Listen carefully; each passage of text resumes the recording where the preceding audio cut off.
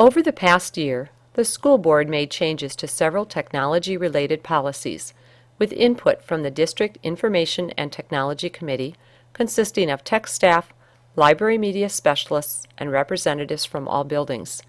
These policies are reviewed every 3 years when a new information and technology plan is submitted. This screencast highlights specific changes that you should be aware of when working with technology at MAPS. First, the student registration form that all parents or guardians fill out has been modified. Rather than using a separate form as done in the past, a statement about Internet access has now been added as the third permission statement on the form. Let's take a look at that at the bottom of the second page.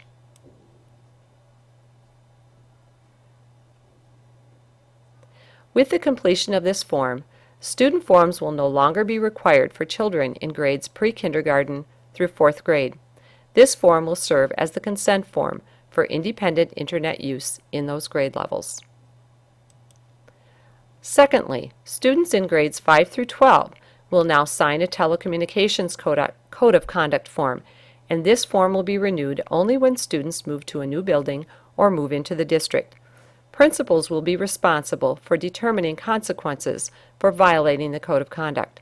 The signed telecommunications code of conduct, along with the student registration form, will serve as the guideline for students' access to the Internet on an independent basis in the affected buildings. Significant changes have been made to the website policy that are important. Under number 2, note that when school employees and/or their designees have created web pages representing the district but are not housed on district resources, such as Facebook, Weebly, or Google Sites, they are still subject to all telecommunications policies.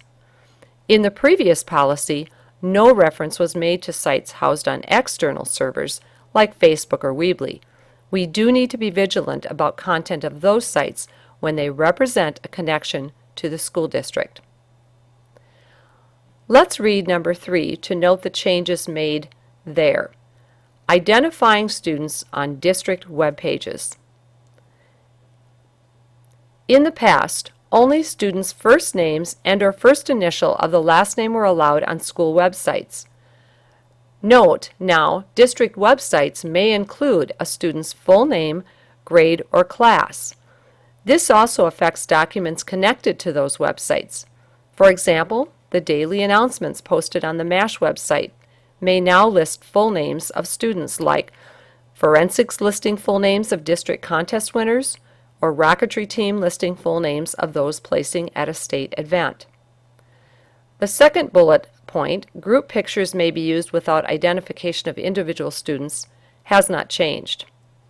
Let's read the last bullet point.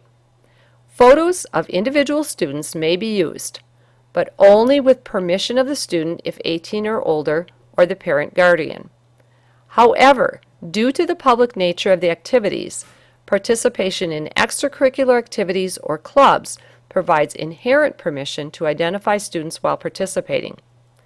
Rules about permission for posting photos of individuals have been revised. Although permission is still required for posting individual pictures, the public nature of some activities, like band, sports, and clubs, to name a few, implies that identifying photos of individuals may be posted. For example, the WIAA regularly posts identifying student photos. This may well occur here in our school district too. Drama Club may wish to post individual photos of actors and their names in an upcoming school play.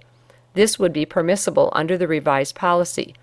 Keep in mind, however, that if it is not important to publicize by identifying individual students by picture and/or name, staff should avoid it.